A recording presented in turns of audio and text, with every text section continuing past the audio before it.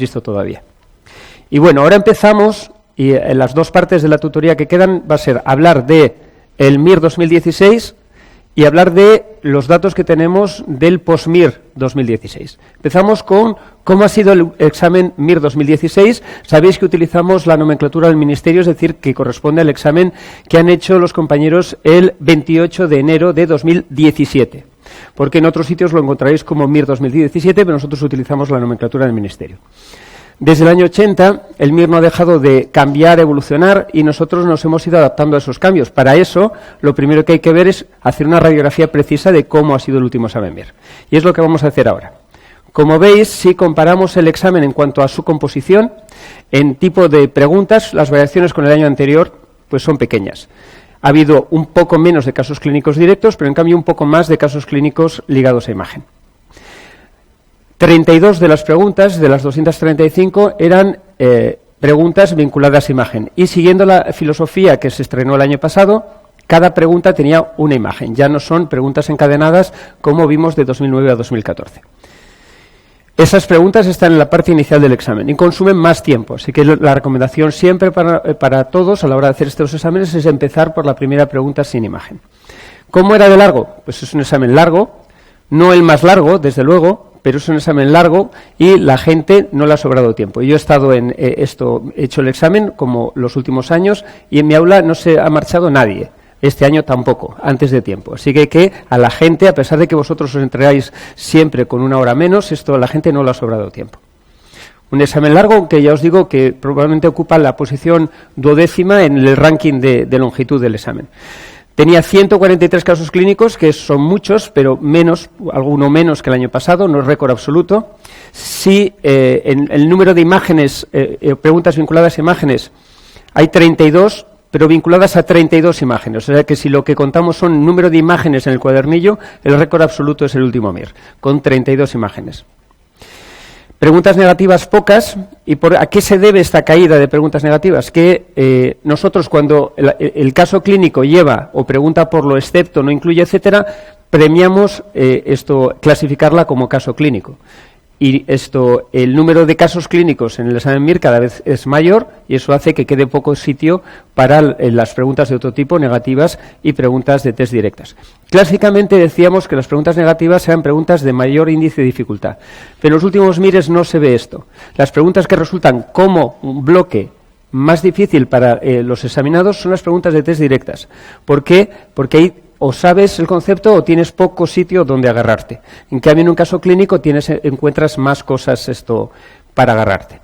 En la distribución por bloques, pues aquí tenéis el estándar de los últimos años. Siempre comparamos con el estándar de los MIRes de 225, es decir, desde 2009, y veis que los cambios son pequeños. O sea, las básicas han subido un 1% hasta un 11% y los aparatos han bajado un 1%, de 51 a 50%. Es decir, que con el Harrison y el Savistton cubrirías la mitad del examen, pero no la otra mitad.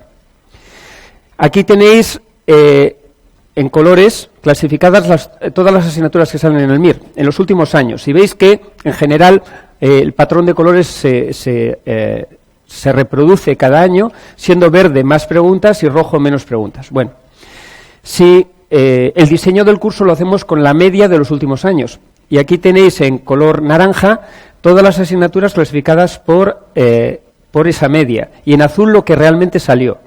La verdad es que la gente en la salida, podéis ver el vídeo si queréis a la salida del examen, percibieron que era pues como un simulacro. O sea, no hubo ningún tipo de sorpresa ni en cuanto a la composición ni en cuanto a las preguntas.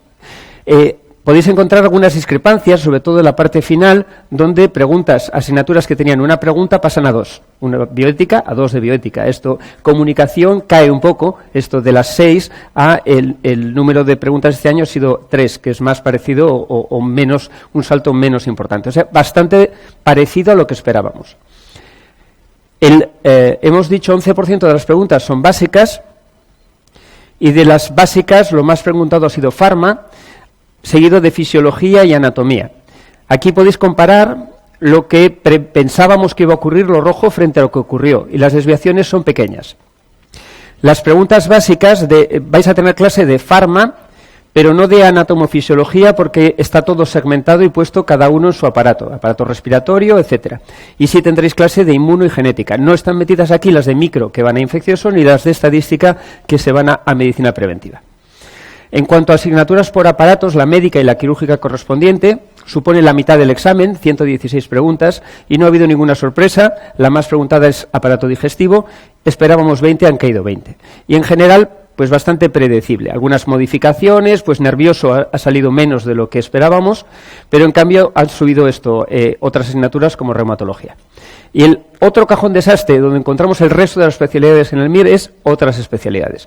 Suponen 92 preguntas y aquí encontramos la asignatura clásicamente más preguntada, que es preventiva y estadística, que ha caído respecto a su histórico, pero ya ha recuperado un nivel bueno, y seguido de pediatría, gine, psiquiatría, trauma, ojos, otorrino y derma, gestión, y luego ya multitud de especialidades que tienen una o dos. Aquí sí hemos visto cambios. Asignaturas que salían una, plástica, ahora tienen dos. Bioética, dos. O sea, hay muchas asignaturas de estas pequeñitas que suben a dos. Geriatría ha tenido 3. O sea que el número de asignaturas que hay que preparar o que vais a preparar en el curso, son todas estas. Aunque, claro, la importancia que le vamos a dar en días y en horas de estudio, pues es relativo a lo que cae. En cuanto al sesgo de ocultación de la respuesta correcta. ¿Cuál es la respuesta correcta más popular en este examen? Pues ha sido la respuesta 3, seguida de la 2, y las menos populares los extremos, la 1 y la 2. La 1 y la 4. Fijaros que esto ocurría clásicamente cuando eran exámenes de 5 preguntas, de forma que las opciones del medio de 5 opciones, es decir, la 3 y la 4 eran las más populares. El Ministerio se dio cuenta de que eso no lo producía el sesgo de cada una de las personas que hacían el examen, y entonces matemáticamente en este año decidió revolver las opciones para cargarse ese sesgo. Y eso funcionó. La probabilidad a priori de que sea la 1, la 2, la 3 o la 4 cuando se hace eso es un 20%, porque hay 5 opciones. Ahora, hace 2 años, el MIR pasó de 5 a 4 opciones, con lo cual la probabilidad, si estaba bien hecho, que se quedaría en cada opción a 25%. Eso el año pasado se cumplió relativamente, pero esto no servía para la última opción. La última opción se quedaba descolgada, era la menos escogida. Y este año vuelve a ocurrir, aunque menos marcado. O sea que este efecto que habían conseguido controlar completamente, esto se ha perdido un poco, aunque no está dejado a su entender. No lo he podido mirar, pero a lo mejor las preguntas que no cambian y que mantienen el sesgo a lo mejor son las de imagen, porque como hay veces que te ponen una cosa de anatomía y te ponen números, y no, para evitar problemas, a lo mejor, ya os digo que quizás sea ese el motivo por lo que esto no ocurre. ¿Cuántas preguntas están anuladas en este momento? Una. El año pasado, en este momento, había 2 anuladas. Es decir, que en la noche del MIR hay una comisión que evalúa las preguntas y ya saca la primera plantilla, puede salir con anulaciones. Este año hay una pregunta anulada de medicina preventiva. Y después, el día 21 se vuelven a reunir, valoran las impugnaciones de toda España y deciden qué otras anulan. Estamos en ese periodo. El año pasado se llegó hasta 4, pero el promedio de anulaciones es de 7. En cuanto a la dificultad del examen, se puede medir de muchas formas. La forma más sencilla, para que vosotros lo entendáis, es porcentaje de gente que acierta cada pregunta. Y entonces dividimos en 3 tercios. Si lo aciertan menos de un 33%, la pregunta es difícil. Si la acierta entre un 33 y un 66, es intermedia. Y si la acierta más de un 66, la pregunta es fácil. Pues fijaros cómo en este examen 60% de las preguntas eran fáciles. ¿Para quién? Para nuestros alumnos, porque esto lo medimos con los alumnos que mandan sus respuestas al PostMIR, que ahora son 1.303, me parece, esta mañana. Y las preguntas difíciles solo son un 10% del examen. Estas son las preguntas de las que habla todo el mundo, pero luego no marcan las diferencias en las puntuaciones. Lo importante es lo fácil y lo regular.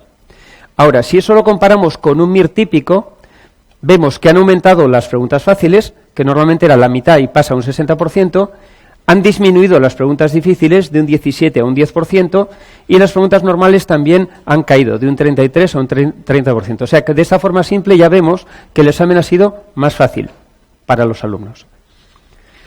Ahora, si clasificamos todas las asignaturas por grado de dificultad, vemos que hay pocas asignaturas fáciles, de las que están en verde, y el resto de asignaturas están el día del MIR en amarillo. en la zona regular. O sea que aquí es donde tenéis que esperar que están la mayor parte de las preguntas. Porque las que están en fáciles son preguntas, asignaturas normalmente de 1 o 2 preguntas. Es muy raro que una asignatura o imposible, que prácticamente que una asignatura de 10, 12 preguntas esté en esa zona. Y aquí otra vez lo mismo, comparamos lo esperable con lo que ocurrió. Y los cambios están sobre todo en asignaturas de pocas preguntas. Ahora vamos a darle una vuelta de tuerca. Otra forma más elaborada de valorar la dificultad es descontando lo que fallas o lo que falla la gente. Esto se aproxima más a la dificultad real del MIR, porque ya sabéis que las erróneas restan. Por cada 3 erróneas pierdes una válida. Pues bueno, con este criterio, un poco más de la mitad de las preguntas serían fáciles, 22% difíciles y 27% regulares. Aquí tenéis clasificadas el día del MIR y si lo comparáis con lo que os he presentado del último examen que habéis hecho, pues hay bastante verde. Esto no suele ocurrir en un MIR, pero en este MIR sí ha ocurrido. Había bastantes preguntas fáciles en porcentaje de netas, más de las que suelen ser esperables en un examen de MIR.